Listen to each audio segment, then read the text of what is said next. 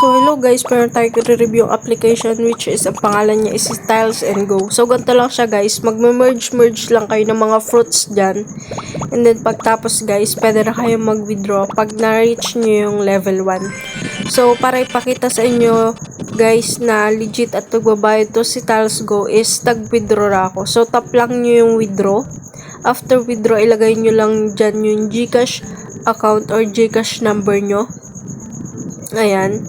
So guys, sa lahat ng gustong mag-download nito, ilalagay ko sa comment section and sa description box ang link. So ayan, pagkatapos nyong ilagay yung number nyo, tap withdraw.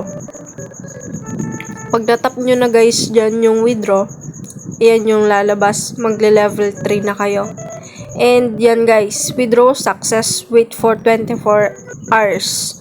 So yan guys, wala pa akong mga 5 to 6 seconds, 10 seconds ako naghintay dyan and narinig ko nang tumunog yung Gcash ko kaya dali-dali ko kung chinek kung